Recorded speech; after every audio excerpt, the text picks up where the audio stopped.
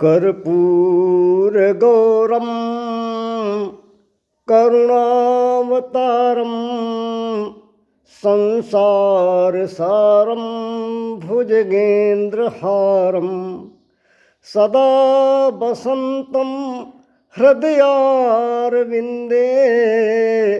भवं भवानी सहितं नमामि। आज महाशिवरात्रि का पावन पर्व है। श्री भगवान भोलेनाथ को हृदय, आत्मा, बुद्धि और मन से याद करते हैं। श्री सांब सदाशिव सभी विद्याओं के ईश्वर हैं, विद्या तीर्थ हैं। उनका पावन नाम सभी कल्याणों को देने वाला तथा सभी अमंगलों को दूर करने वाला है। शिवो गुरुः शिवो देवः शिवो बन्धुः शरीरिणां शिव आत्मा शिवो जीवः शिवादन्यन्न किंचन। भगवान शिव गुरु हैं, शिव देवता हैं और भगवान शिव ही सभी प्राणियों के एकमात्र हितैषी एवं बंधु हैं। शिव ही आत्मा है और शिव ही जीव रूप से प्राणियों में प्रतिष्ठित हैं। शिव से भिन्न, शिव से महान, शिव से अधिक कल्याणकारी कुछ दूसरा नहीं है। जिस प्रकार भगवान का नाम, रूप, लीला और धाम परम मंगलमय हैं, वैसे उनकी मधुमयी वाणी भी परम कल्याणकारक है। जीवों के आत्यंतिक कल्याण के लिए तथा लोक जीवन में उत्सर्गमय सेवा दर्शन के लिए ही भगवान सगुण साकार रूप में शक्ति सहित अभिव्यक्त होते हैं। और भगवान शिव अपने रहने, करने और अपने आचरण से उदात्त जीवनचर्या की सीख देते हैं। भगवत वचनों का, उनके उपदेशों का एवं उनकी मंगलमयी आज्ञाओं का परिपालन करना जीव के लिए सर्वथा कल्याणकारी है।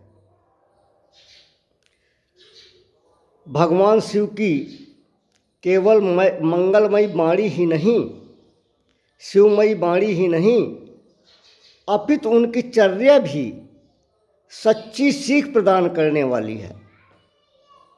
भगवान शिव ने अपनी वाणी से ही नहीं किंतु मौन व्याख्यान से, अपने समाधि भाषा से, अपनी परिलक्षित की गई चेष्टाओं से और अपने व्यवहार से सेवामय जीवन जीने की शिक्षा प्रदान की है। भगवान शिव के मौन व्याख्यान में, उनकी समाधि भाषा में, उनकी नृत्य मुद्रा में, उनके अनुग्रहमय शांत शिव स्वरूप में, उनके विस्पान में और उनके भाभूति धारण में उत्कृष्ट साधना का संदेश समाहित है। भगवान शिव के जीवन दर्शन को, उनके वचन रूपी अमृतों को, उनकी आज्ञाओं को,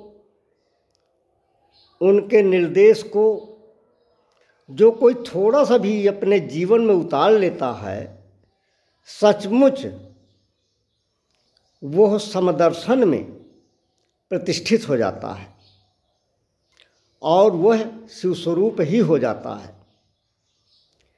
जिस प्रकार भगवान शिव अनादि निधन है, वैसे ही उनका बोध होना, उनका ज्ञान होना भी अनादि निधन है। वेद आदि के शास्त्र शिव जी के निःश्वास से संभूत हैं। यस्य निःश्वसितम वेदाः,